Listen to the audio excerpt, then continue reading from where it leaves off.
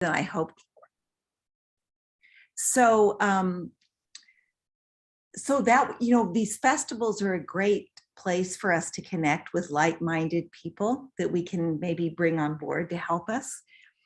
And so along with that, we have something going on this weekend that probably most or all of you have seen at the Willie Street Fair, which is another great East Side festival. On September 17th, we'll be tabling there, but on the 18th, Sunday at 11 a.m., there's a parade. And I don't know if you guys have ever been to the Willie Street Parade, but it is incredibly fun. And we're going to be doing a rendition of Staying Alive there. And we're going to have, you know, the signage, climate despair, try activism, 350 Wisconsin, etc. So it's going to be a great place to publicize ourselves and encourage people to get involved with us. So we still need people to come and hold banners as we dance along, or to wear a critter hat and swim along the edges, or just do whatever role, whatever you're comfortable with. You don't have to wear weird costumes. You can come and help us and do any role, but the more people we have to get out our message, the better, because it's really a unique opportunity. So I know there's my email, so please email me directly if you are willing to come and help in any way. And we'll put that on, we'll be in touch. I see Russ has just put something in the chat. Yeah, so yeah, as Russ said, everyone that was at the VO5 show, you saw how there were a lot of people there, saw those banners. So we really were able to get the message out. Oh yes, there is a typo. Thank you, Emily. There's a typo in my email address, so I'm going to put the correct one right now. Moving from within, and I see Emily did too, at gmail.com. Sorry, I was working too quickly last night. No worries, no worries. So thank you for this time. We would love to have you. We're going to have fun. We want people to know that you don't have to be all doom and gloom to be an activist, and we want to bring them on board. So thanks. Thanks, Diane. And we sort of start with a video because people are arriving. I should now welcome everyone. I'm Julia Isaacs. I'm the co-lead of the monthly meeting team. I'm here with Christina and Marian and Susan tonight. Christina's doing a lot of the tech and Marian's doing a little bit of this and that, and Susan will help us with our breakout rooms. So welcome everyone, and a special welcome to people who are here for the first time. Now, one of the things we do at the very beginning is take a moment to, even though we're not in person, to breathe together.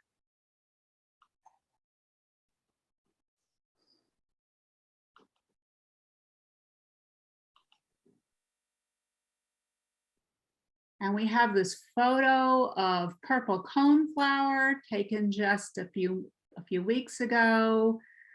And as we think about this land that we live in, I don't know, I was looking at this photo and I was thinking how these purple coneflower have been here for so long before Europeans arrived. And I was starting to Google around to try to find out what the Ho-Chunk who lived on this land before us used purple coneflower before. And I was reading that many indigenous people used it for pain relief and as a remedy for snake bite, as well as a burn dressing.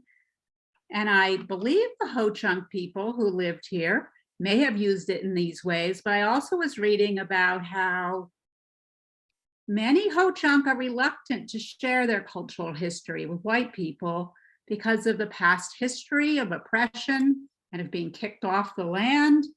And so I don't know as much about the culture, their cultural uses of I don't know. I just keep looking at the land, remembering that there were people lived here for so long before us. And I'm trying to share a little bit with you. And I hope I'm doing it in a way that is respectful of the Ho-Chunk culture. Next slide. I now want to move, just give you a preview of our evening. We've had our welcome and land acknowledgement. In a minute, I'm gonna ask the climate justice team to share a video, and then we'll get to our main event to hear about climate policy and political polarization with tonight's guest speaker, Nada Elmikashfi. And she'll speak, and then we'll have time for Q&A with her. And then we want to share some more updates and upcoming events in addition to the Willie Street parade. And then near the end, we'll have time to again welcome our newcomers. We do welcome you now, but we'll welcome you again at the end. And we'll have time for breakouts, including a breakout with Nada to hear more. But now let me turn to Marion to introduce our climate justice video for tonight. Hi, everyone. So the climate justice team had decided that we wanted to show a video occasionally or even more often at our monthly meetings to highlight this work, keep it in our minds, and think about climate justice as an ongoing project of our 350 Wisconsin. So we had a different video chosen, but since the catastrophe in Pakistan and the flooding there, we decided at the last minute here to switch over and just show a very brief minute and a half video of what's happening in Pakistan. We'd like to continue anybody that wants to continue a conversation about these catastrophic events that are happening around the world, including events in our own country that are outside of the state of Wisconsin. But how do we as a Wisconsin group, 350 group, think about these events that are happening away from us and how we're all connected and have solidarity with each other? So this is just a short video about Pakistan.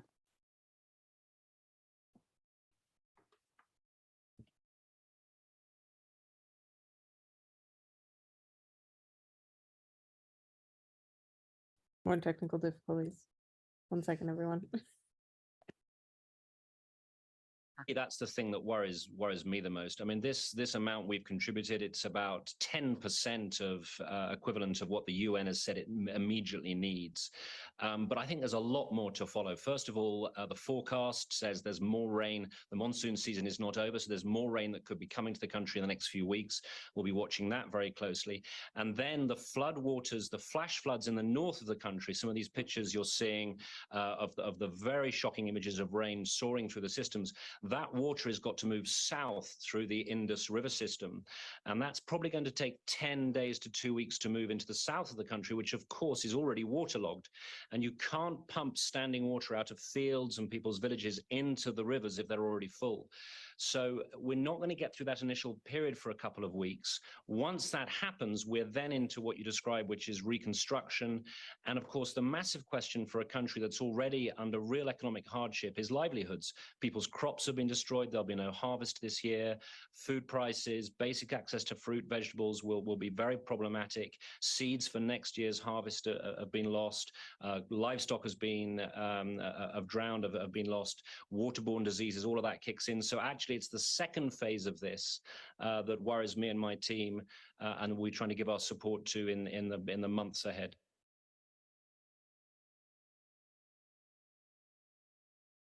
Thank you. We'll be available to talk more later. So thank you, Marion. We thought we would have sort of an impromptu breakout at the end for those people that want to talk about what we've seen in that video and what we're reading in news. Okay, I'm now going to turn to introduce Nada Elmikashfi, and I don't think I need the video, Christina. I think you can just maybe spotlight her so people can see her. So we're so excited that she's here. We welcomed her to 350 Wisconsin. We welcomed her at one of the meetings in June when you were elected to the new member to the board. Nada is Chief of Staff for State Representative Francesca Hong. She previously ran as a candidate for Wisconsin Senate, and she served on the Sustainable Madison Committee. And she serves as chair of Young Democrats of Wisconsin 2nd Congressional District.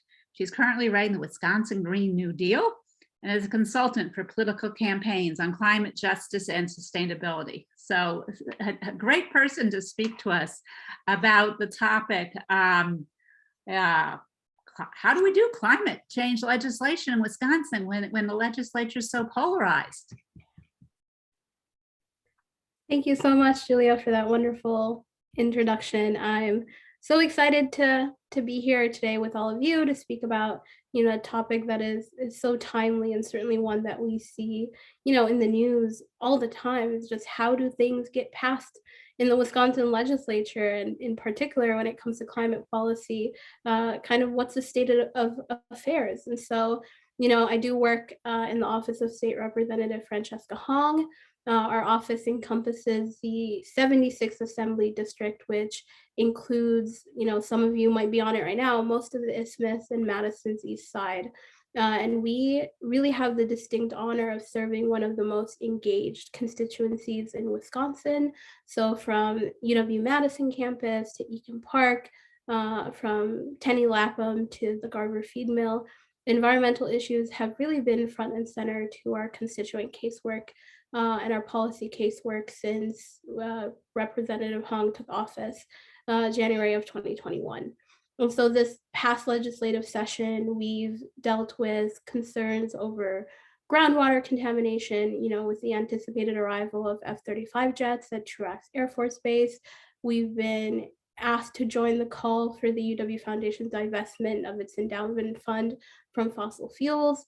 And we've been met with a diverse coalition of stakeholders around the necessity of a Wisconsin Green New Deal, which Rep. Hong and I are working on to be introduced, hopefully, this coming legislative session. And so there's no doubt that climate change and particularly climate justice are really top of mind for many in our community.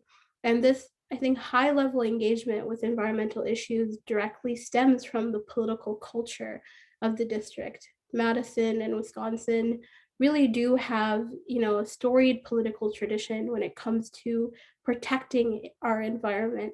And in fact, many of the stances of our constituents on issues relating to sustainability, conservation and mitigation really align closely with the national progressive movement for climate justice. And I think not only has this tradition really set a tone for how we respond to climate change locally, but it's deeply impacted the recent trajectory of climate-related policy in our state legislature, both negatively and positively. And so this relationship, political sentiment, as I like to call it, as it relates to climate change is a really, really important one. And exploring, the recent political polarization around climate justice, around progressive issues, really sheds a light on how Wisconsin is kind of dealing with and is set to deal with issues of climate change in the present and future. And particularly, there's the fact that Wisconsin boasts a unique legislative body that functions primarily along really hard partisan lines. And so in order to better assess how Wisconsin is responding to law and policy challenges, we really must touch on our current political environment. So that's what I hopefully will be talking about today. So, if you're a follower of the happenings in the state legislature, if you're lucky enough to tune into the C-SPAN equivalent, which we call WISI, you might catch an argument, around a specific bill devolve into what is a common phrase in Wisconsin politics. And that is, this is a Madison and Milwaukee idea that the people of Wisconsin don't want. And so this sentiment can come in many iterations, but its central philosophy really always stays the same. So the majority party in the legislature, is the Republican Party.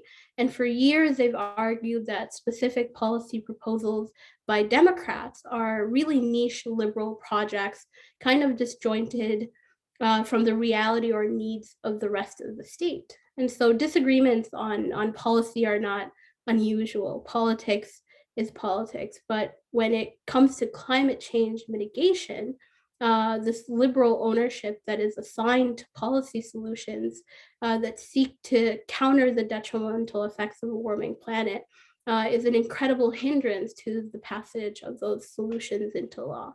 So, for example, just this past fall, upon the introduction of a package of bills centered around environmental justice, Assembly Speaker Robin Vos labeled it an unserious effort, and that it was nothing more than pandering to the very liberal base of the WISDEMs, which is the state Democratic Party. He said in an interview, and they wonder why they can't win elections outside of Madison and Milwaukee.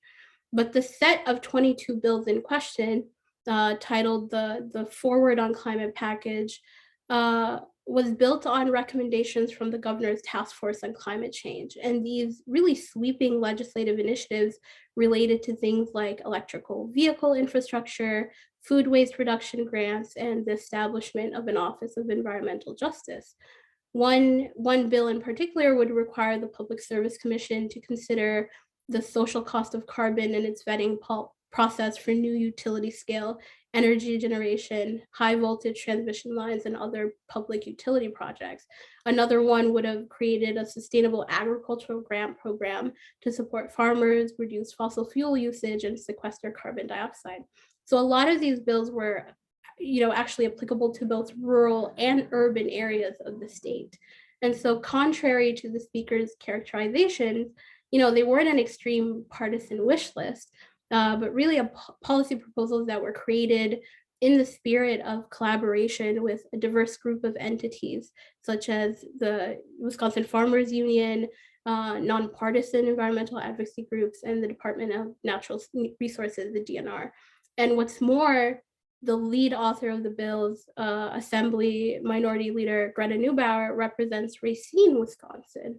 And she's done a lot of work around climate. I think has been one of the leading legislators on climate in the assembly. And so, while Madison and Milwaukee were indeed represented, so was Speaker Vos's home county. So was Baraboo, Wisconsin, Stevens Point, Milton, Bayfield, Onalaska, and many other areas of the state whose legislators were asked by their constituents to co-author the bill package. And so what Speaker Vos called an unserious effort and pandering to a certain political demographic was actually a really diverse coalition from across the state coming to terms with the fact that we must deal with the ramifications of a changing world. But because of partisanship, the package never made it to a public hearing, let alone a vote on the floor of the assembly. And so, as session came to a close this past February for the 2021-22 legislative term, the hopes of these bills becoming law anytime soon were virtually zero. And so, in a complicated world, complex opinions exist. I think we can all admit that, we're the sum of our lived experiences. And so we do not see the world the same.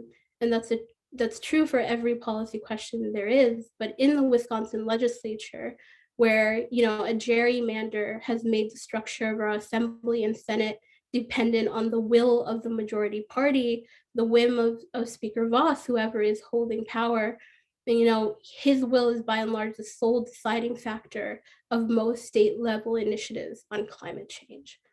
But that isn't to say that the legislature has really done absolutely nothing recently when it comes to environmental protection.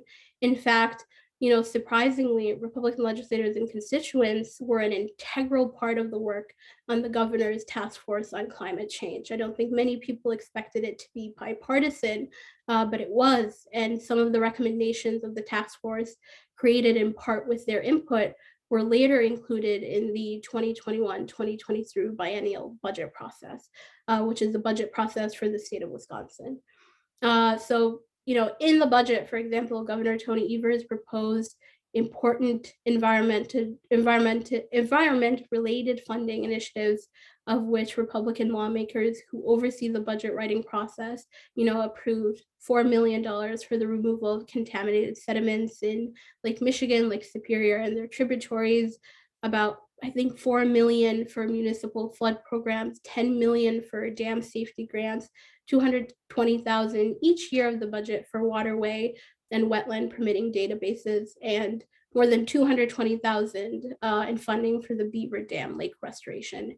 But at the same time, legislators also eliminated a lot of important provisions, such as 11 proposed scientist positions for the DNR, a grant program for communities fighting PFAS contamination, a lot of money going towards testing labs and hazardous substance discharge investigations, free park access to all fourth graders and their families, and about 900,000 in funding to plant trees on vacant properties, former agricultural lands, and brownfields.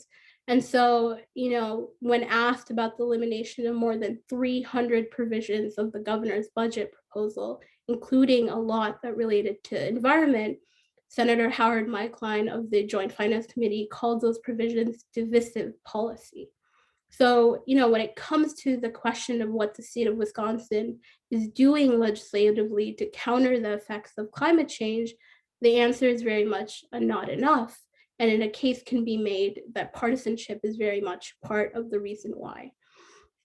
And so, for a policymaker who understands that the climate crisis is a human issue with broad bipartisan public support, what pathways are there to pass legislation in a divided Wisconsin Capitol that really starts to tackle many of the issues in front of us?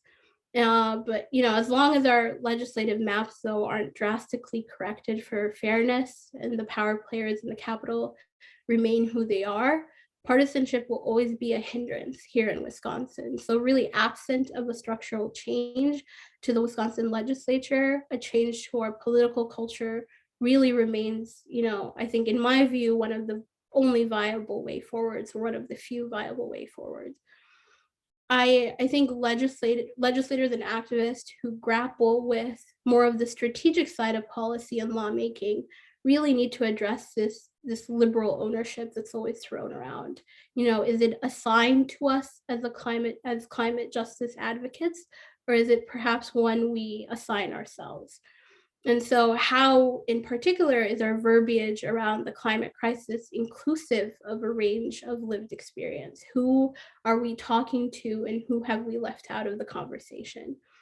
A recent UW La Follette School of Public Affairs policy poll of Wisconsin residents found that climate change is a top concern heading into the 22 midterms, followed by the federal budget deficit, income distribution, and race relations. And interestingly enough, in the poll, about 80% of respondents said climate change was a problem, with 39% calling it an extremely big problem. And so, the issue of our deteriorating environment is clearly not one that is exclusive to those who, I think Republicans always say, like, woke. Lots of people of all sorts of political affiliations, are feeling and witnessing the effects of climate change. And perhaps it is in that we may find consensus that can bring about adequate bipartisan legislative action. And so, from my time in the Capitol, I've really seen that the most effective policymakers know how to build agency within, the various stakeholder groups they interact with. And by democratizing information, utilizing flexible messaging, lawmakers really can take a contentious policy proposal beyond the usual political roadblocks that would halt it. And so a really great example of this is the CLEAR Act. Some of you might have heard of it. It was introduced by Senator Melissa Agard this past year in the Wisconsin Senate, and it's one of the most comprehensive proposals in the nation to combat PFAS pollution.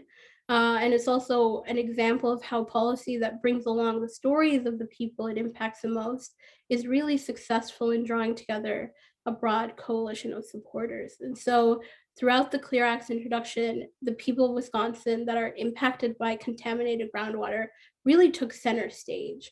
Legislators, including Senator Agard and my boss and the governor, traveled across the state where communities highlighted, the need for PFAS municipal grant programs for testing and remediation efforts by local governments.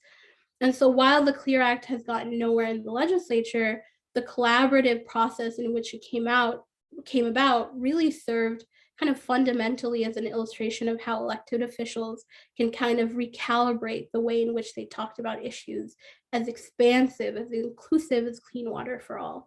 And while it didn't pass, in its inspiration, a more modest bipartisan bill passed instead that will improve drinking water and groundwater. It's SB Senate Bill 667, which creates a pilot program to help farmers reduce nitrogen loading and leaching.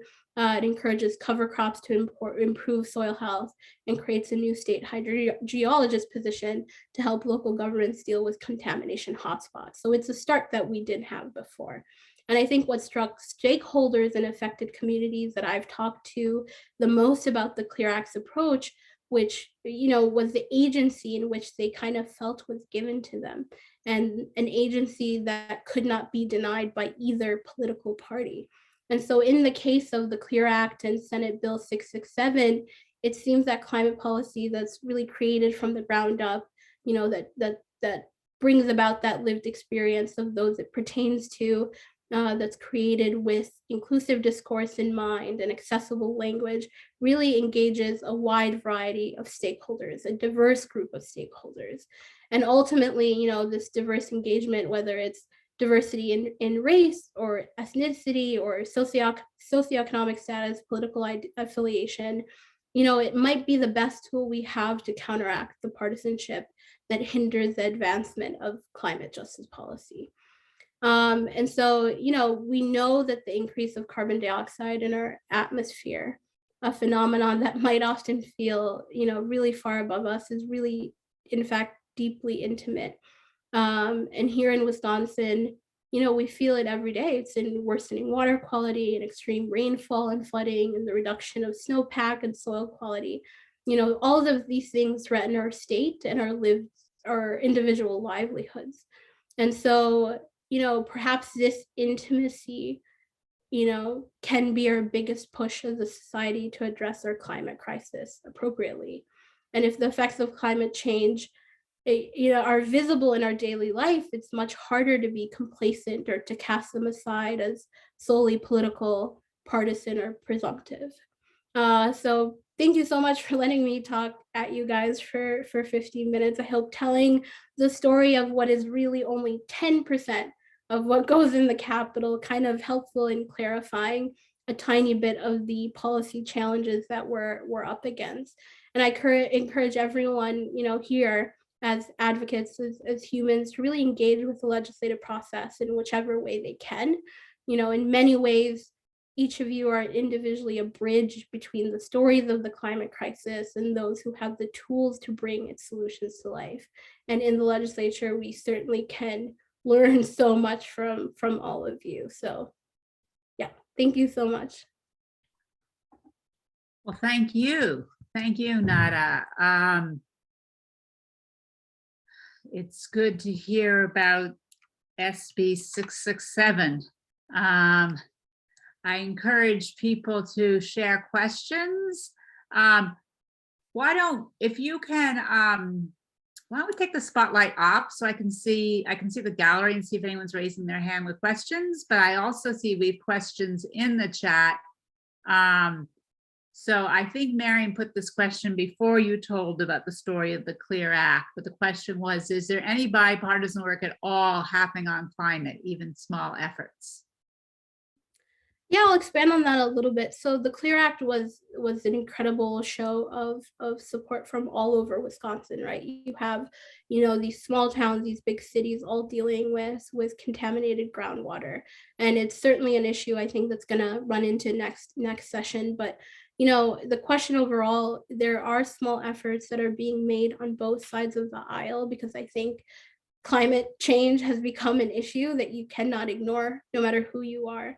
And so constituents of all these representatives are coming, forward and speaking about how, climate issues affect them, certainly not in the same way or in the same words, but they are talking about it.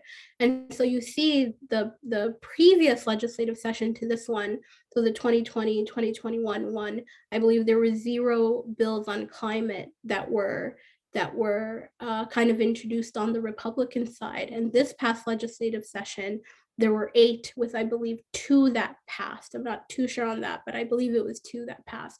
So as we move forward, I think we're going to see a lot more collaboration on really making sure that Wisconsin is a healthy place to live.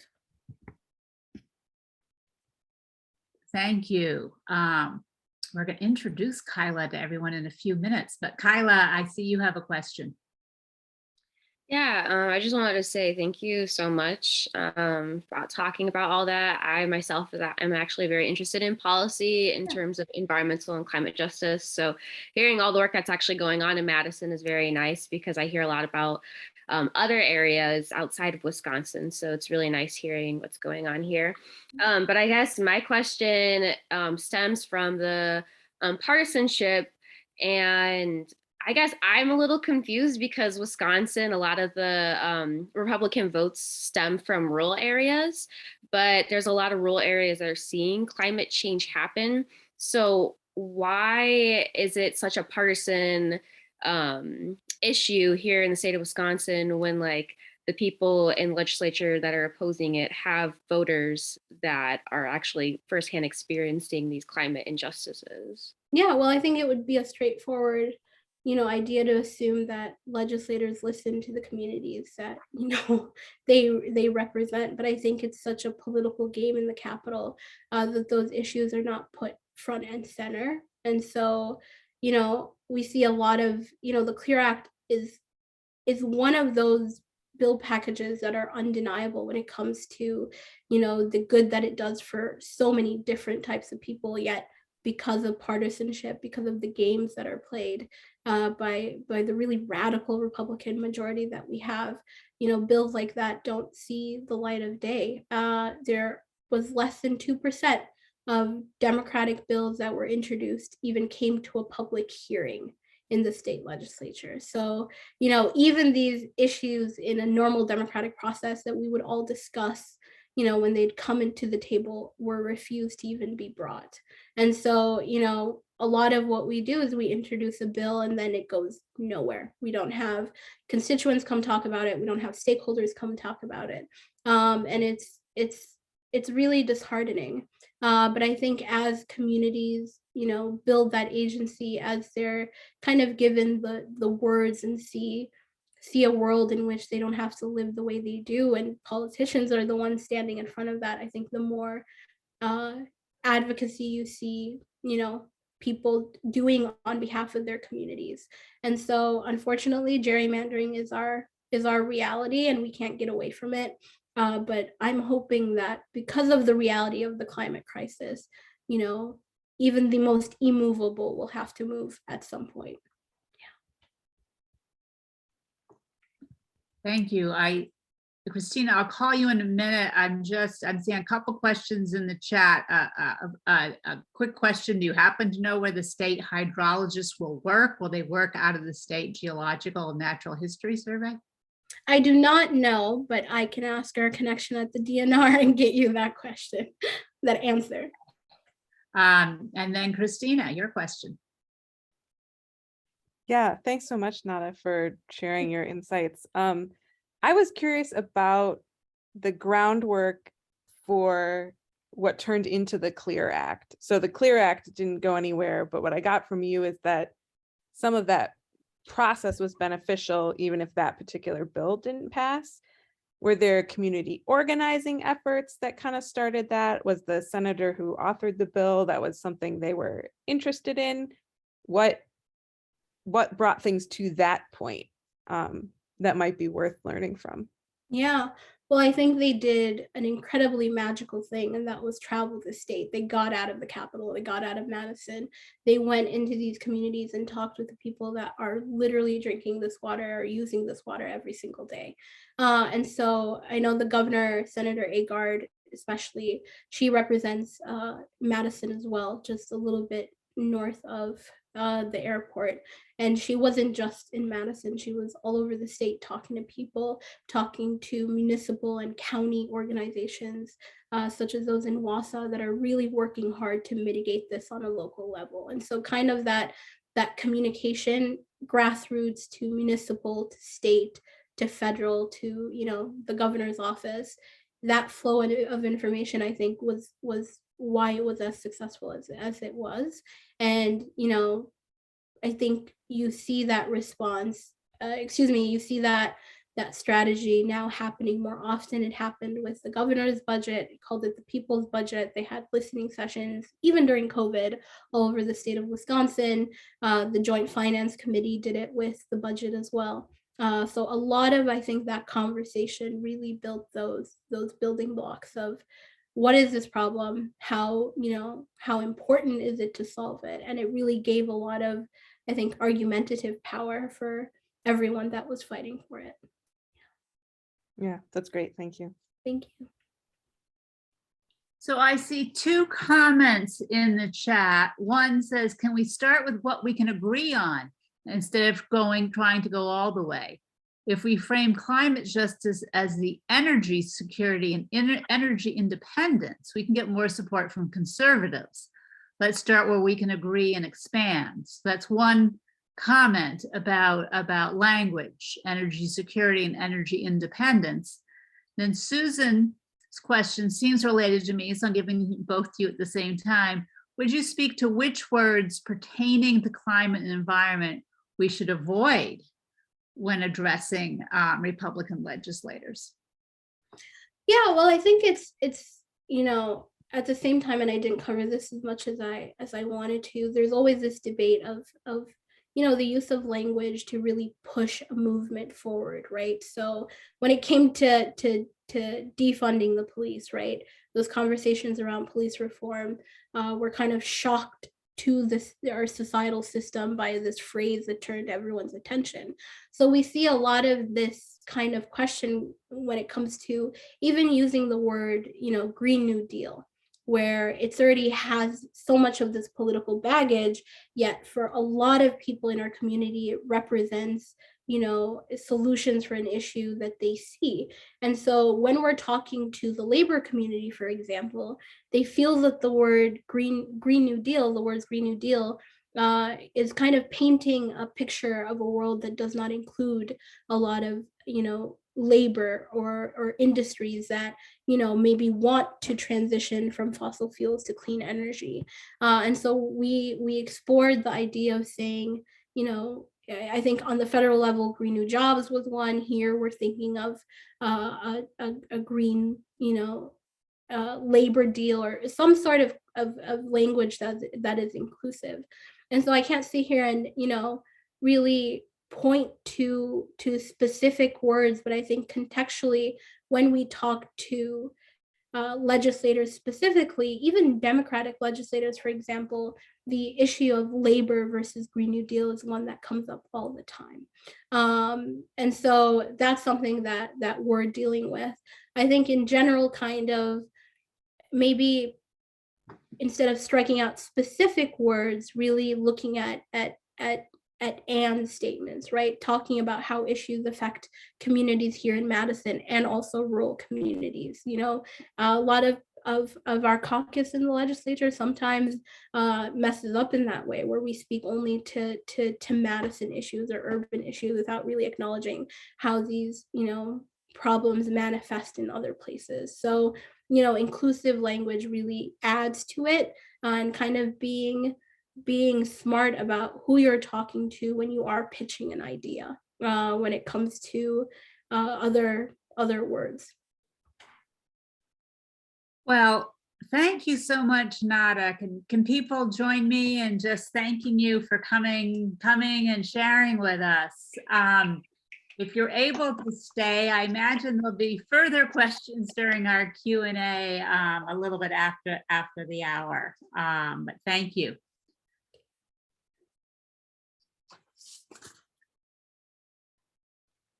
Yeah, I see thumbs up from different people, and different people are clapping in different ways. I didn't want to introduce Kyla because I haven't met her, but Nikki is going to introduce some of our new staff. I seen the slide, that's why I knew who Kyla was. I'm excited to meet her.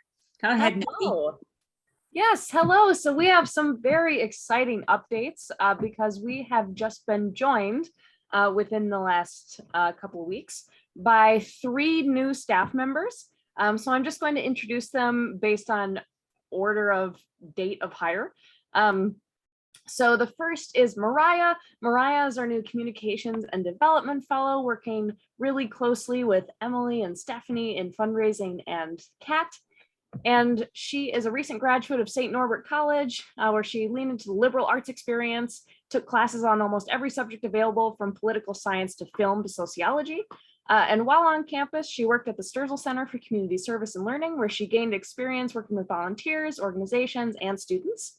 While in that role, she realized that nonprofit work was something that she was really passionate about and interested in. So she's really excited to be here and combine a lot of her different interests with us. So if Mariah, I know all 3 of our new staff members are here, so if she could wave, you'll see her here somewhere. I think if she says something, we'll see her. Hi. There we go. All right.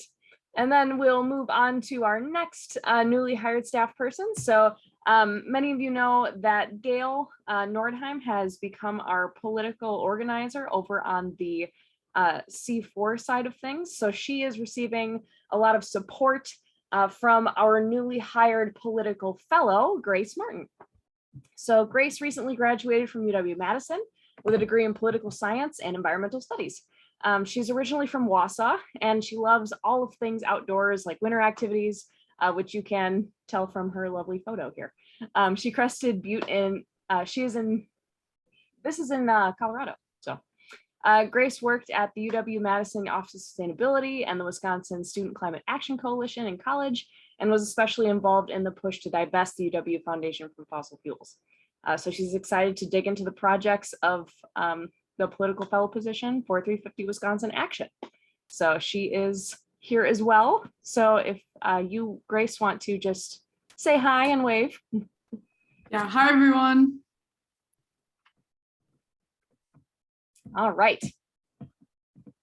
And last but not least, we have Kyla Smith, who just started as our climate justice organizer. So Kyla answered a question or asked a question, so you saw her, and she has experience in environmental justice work through developing community needs assessments, as well as project recommendations for nonprofits focused on Detroit. She recently graduated with a Bachelor of Science in Biology from UW-Whitewater, and during her time there, she created a student organization, Diversity in STEM Education, which aims to support underrepresented students within STEM, socially, academically, and professionally. So she not only uses her education and work experience in her justice work, but also pulls from her life experience as a Black queer woman who grew up in the Madison area in a low-income family. So in her free time, she likes to hang out with her cats and partner and try new foods, hike, spend time in nature, read, and binge Netflix and Hulu. So Kyla, if you want to just say hi and wave as well. Hello, everybody. I already talked, so. All right, so thank you so much for everybody for welcoming our new staff members. We're so excited to have them join us. It's really going to help increase the capacity of all the things we're going to be able to do. And you'll see them around, you'll work with them. And yeah, they're all very, very wonderful young women that we're excited to have join our team. So thank you very much. Thank you, Nikki. And I don't know if I introduced you as our volunteer coordinator, which is at least one of the many hats you're wearing. I think you do a few other things too. And you heard Nikki mention that Grace is working with Gail on this somewhat new endeavor of 350 Wisconsin Action. And to say a little bit more about that, let me call on Gail. Okay, thank you, Julia. And I want to say thank you to Nada for her presentation. And I think it's really appropriate that I'm going to be talking about 350 Wisconsin Action after we've heard from Nada. I mean, the big point she raised is how important it is to have the right people in elected office if you want to have good policy, and how Wisconsin is struggling because we don't have climate champions in office, at least in the legislature. So earlier this year, 350 Wisconsin formed a sister organization called 350 Wisconsin Action. And a little bit of legalese here, just to understand it. 350 Wisconsin is a standard charitable organization. It's called a 501c3. So if you donate to 350 Wisconsin, your donations are tax deductible. 350 Wisconsin Action has a different code, 501c4. And if you donate to it, your donations would not be tax deductible. So what is the difference? If we could go to the next slide.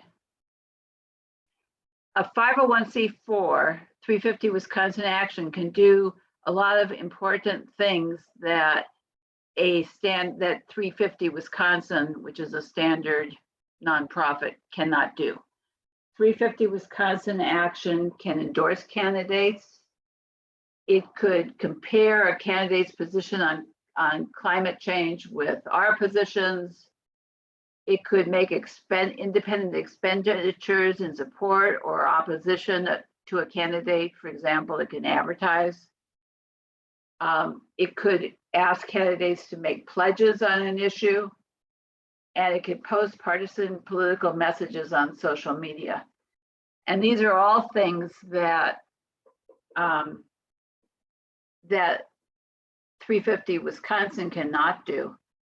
2 years ago, 350 Wisconsin had to get out the vote campaign, and we were very constrained in what we could do. So we decided that forming 350 Wisconsin Action would give us more latitude to get involved in elections, because it's so important to have the right people who care about climate representing us. Next slide, please. And we have endorsed two candidates who I'm sure you all recognize, Tony Evers for governor and Mandela Barnes for the Senate. So what will we be doing? We're going to be very active between now and November 8th. And you'll be seeing every week, we're going to send out email blasts with activities that you can get involved with. And the first one came out yesterday. So check your inbox if you haven't seen it. But the kinds of things we'll be doing is phone banking, perhaps text banking. We are about to launch a letter to the editor campaign, where we will encourage people to write letters to the editor. We're providing a whole toolkit on that, a comprehensive list of newspapers you could write to. We're going to be sending personalized postcards to voters. We're going to be very active on social media. We're going to monitor radio programs where candidates we support and candidates we don't support will be on, and rallying people to call into those programs. We'll attend rallies in support and opposition of candidates. Our art collective is already really busy developing art to use in all of our activities. And there will also be door-to-door canvassing opportunities. So a lot's going to be happening. Next slide, please. Our focus for this midterm campaign will be Congressional District 3 in Western Wisconsin, Milwaukee, where we hope to be partnering and supporting BIPOC-led groups that are working on the election, and the same Dane County, where we hope to be partnering with BIPOC-led groups. And one final point to make is that we are in this for the long term. We're starting up in this midterm cycle, but next spring there's a very important Wisconsin Supreme Court race, and of course in 2024 there's the presidential race. So this is just the beginning. This is an ongoing organization, and we hope that in addition to getting climate champions elected, we will get climate into the political discourse, so people actively think about climate change and climate justice when they go to vote. And at the end of the meeting today, there'll be a breakout group if you have questions or you'd like to discuss 350 Wisconsin Action more. Thank you.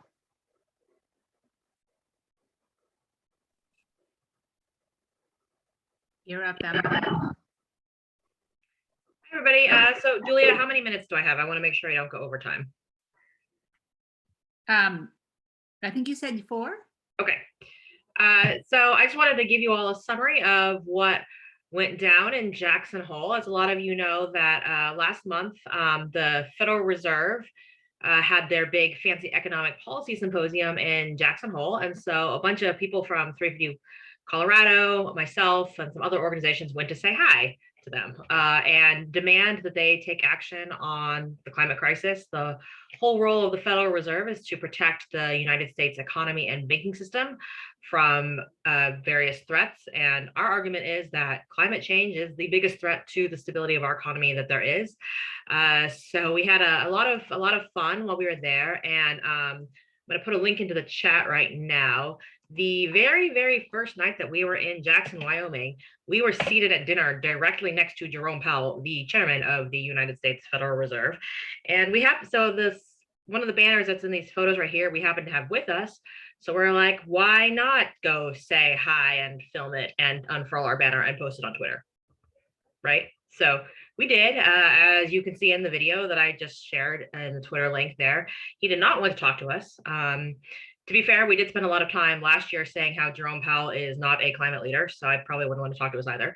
But long story short, I got a criminal trespass warning for approaching a public figure in public, and we still had our rally outside, and it was a really, really amazing experience. We had a group of 80 people, I think 90, and we got a lot of really good press coverage, including this article in Reuters. And since Reuters is a wire service, it had, I think its reach was something in like 400 something million, because, you know, it's a Reuters article, so it got reprinted in many, many, many places. And since we had this confrontation with Mr. Powell right before the symposium started, we really kind of set the tone for the rest of the event.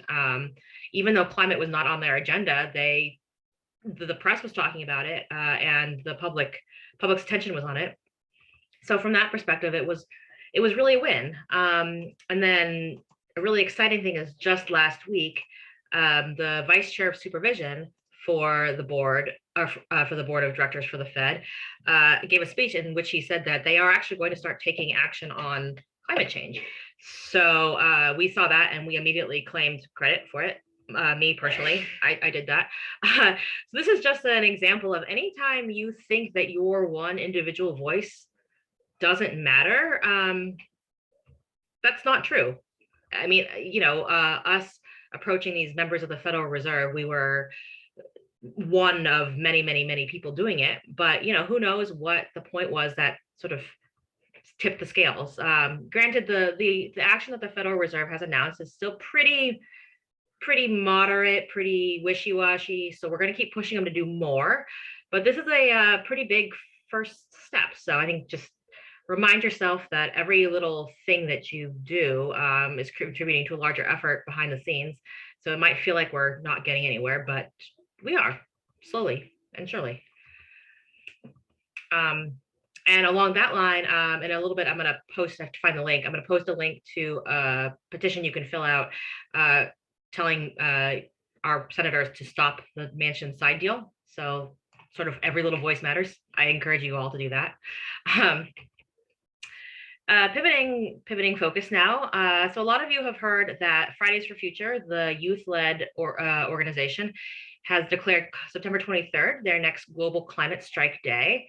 And then, so 350 Wisconsin, along with a group of over a dozen organizations, we are joining forces in Chicago for this next global climate strike. We are going to be marching by the Federal Reserve. As I just mentioned, there's one in Chicago. We're also going to be going by Chase Bank. I'm sure a lot of us know Chase Bank is the #1 funder of fossil fuel infrastructure and the climate crisis. Then we're going to be ending at the federal building in downtown Chicago, where Senators Durbin and Duckworth have their Chicago offices.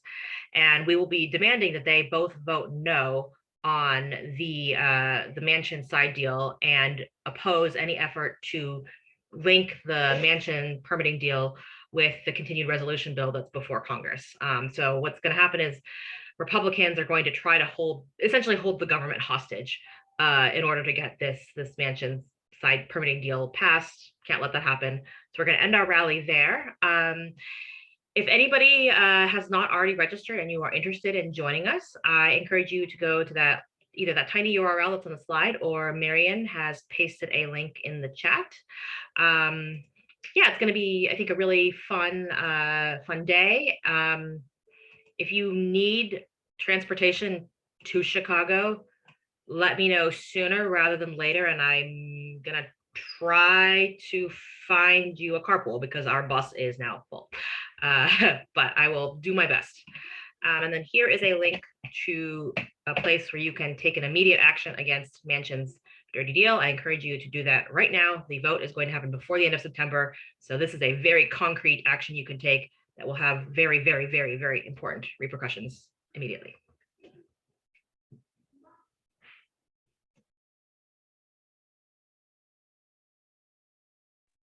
Thank you, Emily. This looks like Stephanie's slide telling us about more upcoming events. Hi, thank you, Julia. I'm 350 Wisconsin's Development Director, and I did want to tell you about some upcoming events. But first, I wanted to thank everyone who came out to Taste of Madison and helped staff our beer tent. It was a lot of fun. It was a partnership between 350 Wisconsin and Exact Sciences. We had about 30 volunteers helping us that day. And we don't know exactly how much we raised in tips, but we do know that we raised over $1,000 just from that day. So thank you, everybody who was there. It was great. You can see from the pictures here, we did just have a Let's Get Together event at Olbrich Beer Garden, which was also a ton of fun. We had over 40 people come out. It was part of our event series to build community that we've been calling Let's Get Together. We really wanted to take advantage of the good weather to be together, not just on Zoom with you all, but in person. So we have one more event coming up for the season at the Cider Farm. So if you missed one of the previous two events, you still have a chance to come out. That is Thursday, October 13th. Go ahead and put that on your calendar. It's a free event. And we'd love to see you. And within the next couple of weeks, we'll be circulating on our website and through social media a registration link for that. And then I did also want to get on your calendar our Giving Tuesday celebration. It's our biggest fundraising event of the year. And it is going to be November 29th this year at Garver Feed Mill. We'll be at Garver for the second year in a row. It was a ton of fun last year. And one of the reasons I'm bringing it up so early is to remind everybody about the auction that we do as part of Giving Tuesday. This will be, I think, the 4th year that we'll have an auction and the 3rd year online. And one of the things that's made it so successful are the donations of art and craft items from 350 Wisconsin members. So if you've donated in the past, or even if you hadn't, we wanted to give you ample time to create something, whether it's a knitted item or anything else that you come up with. So we're going to be putting a link in the chat. Mariah is going to do that for us. It's basically a Google form where you can let us know what you're going to be donating. And you can also just get in touch with us via email and let us know that you're thinking about donating, and get back to us later with the details. And then just a reminder, Giving Tuesday is a huge undertaking that takes a lot of volunteer effort. So if you'd like to help us out with that, also get in touch with us. Mariah can also put my email in the chat, but it's just stephanie.robinson@350wisconsin.org. So look forward to seeing you at one of our upcoming events, and just definitely get in touch if you have any questions. Thank you. Thanks, Stephanie. I'm looking forward to another auction.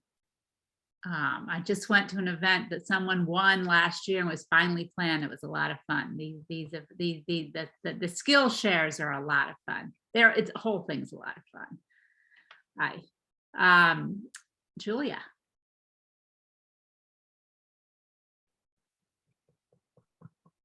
I don't know if Julia is here tonight. Yep, she is. Oh, she is? Okay, where is she? Can you guys hear me? Yeah, there she is. Okay, hi. My name is Julia Di Palma. I'm one of the 3 co-leads of the Community Climate Solutions team. Tonight, I just want to talk to you guys about an upcoming event. It is the Savannah Institute Open House. The Savannah Institute focuses on agroforestry and bringing it in and promoting it in the Midwest. Agroforestry integrates trees, perennial crops, and livestock in farming systems. The open house is a chance to see their research and learn more about it. It'll be September 17th at 1 p.m. in Spring Green, Wisconsin. There are carpools happening, and you can contact Kathleen Fitzgibbon for more. I'll put her email in the chat. And then one other thing is that 350 Wisconsin's podcast has a new episode out on reducing carbon footprints. So I highly encourage you to check that out. That's on the 350wisconsin.org website. And if you click media and then podcasts, you can find it there. Thank you. Thanks, Julia. And Nikki will have, I think, one of our last slides until we have a few more things after that. Go ahead, Nikki. Yes, absolutely. So today we want to recognize Peggy Rosen as our volunteer of the month. Yay, Peggy. I know she couldn't make it tonight, but she'll get a recording of this, so that's fine. She is pictured here on the left, and this is a picture she actually took the other day because she is currently vacationing in Spain, which is why she is not at the meeting right now. So she is having a great time, and she is really involved with our state policy group. Prior to that, she was involved with our Community Climate Solutions team, and has really been a driving force in helping to develop the goals of the state policy group. It's a newer team of ours that branched off from the Community Climate Solutions team, and especially as we have been pushing ourselves to become a statewide organization focusing on state policy, which, you know, we had our entire discussion around tonight, is incredibly important. And she has been extremely helpful in creating and building that team. She's worked with a number of interns that we have had on that team. She's been involved with 350 Wisconsin for a while. And we just want to thank her for everything that she has done thus far and everything she continues to do. And just really, since this is so important, since working on a state level with policy is something that, as Nada mentioned, we really need to be able to work on to make any sort of headway. Any work that we put into that is incredibly important. So thank you so much to Peggy, and wish her best travels in Spain and a safe trip home. Thank you, Nikki. And so Nikki, if you've heard us mention a lot of teams, a lot of teams, Climate Solutions team. If you want to know more about our teams, you can contact a team leader, but you can also contact Nikki because she can put you in touch. She can tell you what team does what. And I want to invite newcomers to stay in this main room and meet and chat with Nikki now. I also wanted, the next slide is just there. You also can just contact one of these team leaders. We have a tar sands team. You've heard about the climate justice team. They usually meet second Mondays, but because of Labor Day, we pushed back to this meeting is happening second Monday. So we'll be meeting on the third Monday. Emily Park leads our communication action team. I'm very involved with our divest and defund team. Emily's pretty involved with that too. That will be the fourth Mondays. Next slide. There's lots of other teams that don't meet Mondays. Oops. Next slide. The Community Climate Solutions team, which meets the third Thursdays. There's the Art Collective. You can contact Russ or Diane, and I have the correct email there. The State Policy team you've heard about. Fundraising, Stephanie would love some help with that Giving Tuesday and other ways to get involved. And then of course, I would love help with more people with Zoom skills and know good speakers to help join the monthly meeting team. So just a preview of all the things you can get involved with. Finally, there's these meetings. And because we met late, the first Monday of the month is coming up soon. Monday, October 3rd. I'm happy to say we have an exciting guest speaker, Joe Parisi, the county executive for Dane County. His talk will not just be of interest to folks in Dane County, because he's going to talk about things that counties can do. What's the county role in addressing climate change? Now we are planning to have, this is a first in about 2.5 years, a hybrid meeting, assuming that Dane County is at low or medium COVID risk. Now that means the regular Zoom link will be available for you to join virtually, and if you would like to come in person, we will be meeting at James Reeb Unitarian Universalist Congregation, which is on the east side of Madison, and we will ask you to wear masks, except when you're speaking. And then in November, we'll again be late because we assume the Monday night, first Monday, you may be getting out the vote the night before the election. So just a preview, and you'll get information about this in your email. Next slide. So this is that time of the evening where you get to choose. We ask newcomers to stay in the main room at least for 5 or 10 minutes and meet Nikki. Others, room 1 will be more Q&A with Nada. It looks like Nada had to step off. I'm seeing her, but maybe. Okay, so you're saying that there won't be a, thanks, she has to say, okay. So don't go to room 1, you'll be alone. Room 2, 350 Wisconsin Action with Gail. And room 3, Global Climate Justice, that video we saw, and what is our role at 350 Wisconsin as we think about flooding in around the world, and flooding and water problems right here locally. And then of course, if you're tired and have been on Zoom all day, as some people have, we know that you may want to close down for the evening, but we hope you'll come to one of our breakout rooms. And the way you do it is let's see, why don't we open the other breakout rooms are open. So just stay here if you're a newcomer. Otherwise, please join whichever breakout room you would like. And thank you, everyone. It's been a fun evening. I think as long as the screen sharing is going on, I can't see the options.